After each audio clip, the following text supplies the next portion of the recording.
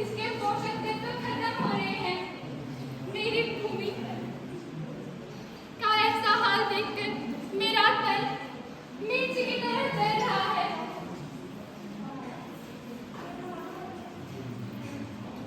मैं थक गई हूँ।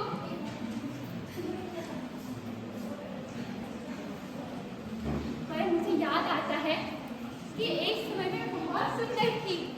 मैं बहुत प्रसन्न हुआ करती थी। आज सभी लोग ही तो थे जो प्राकृतिक खेती किया करते थे।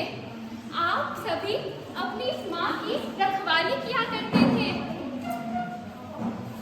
आप सभी उस समय प्राकृतिक खेती किया करते थे। आप सभी को पता था कि प्राकृतिक खेती हमारी जरूरत भी है और हमारी परंपरा भी।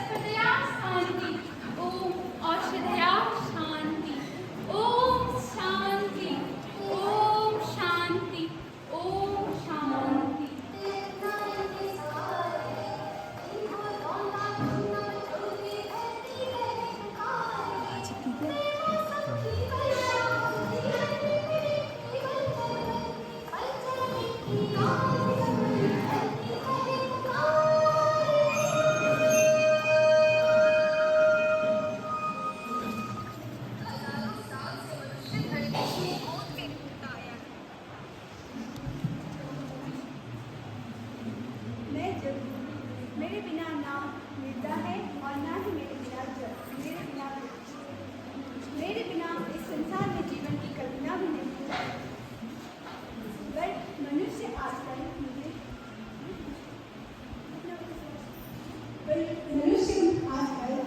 अपने थैलियों से गंदा पानी मेरे ऊपर फेंक रहे हैं और अपने घरों का कूड़ा कचरा मेरे ऊपर फेंक रहे हैं, जिससे मैं प्रदूषित हो रही हूँ। इसकी वजह से कई जगहों पर आजकल नदियाँ, नाले या फिर कुएं सूख रहे हैं। इसका कारण यह है कि आजकल मनुष्य जल की अत्यधिक उपयोग और गलत तरीके से उपयोग कर रहा है। आप सभी से मेरा विनम्र निवेदन है कि मुझे इस तरह से प्रदूषित ना करें। धन्यवाद। मैं धरती माता की एक महत्वपूर्ण अंग मृदा हूँ। मुझ पे ही आपका जीवन बसा है और मुझ पे ही आपका खाद्यान्न है। मैं ही आपके जीवन को सुखी बना सकती हूँ और मैं ही आपको अनाज प्रदान करती हूँ। लेकिन आप सभी पापी लोगों ने मुझे इस बदले क्या दिया? सिर्फ और सिर्फ प्रदूषण ही प्रदूषण।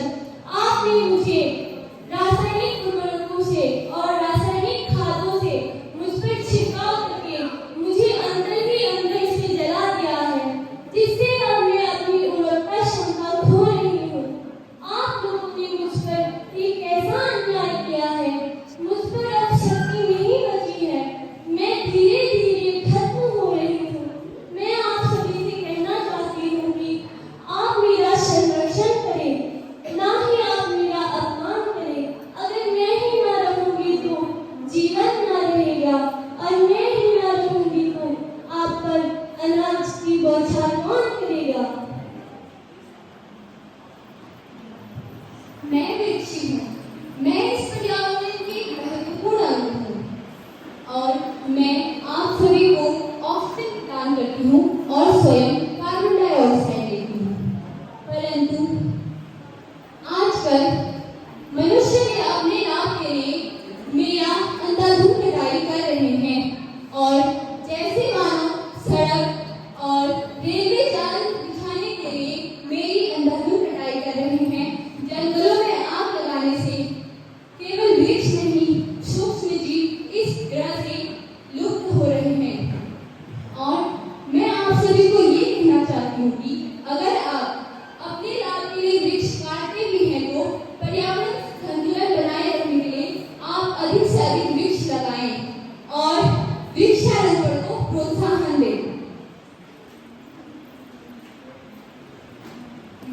वायु हूँ, मैं भी जीवन हूँ।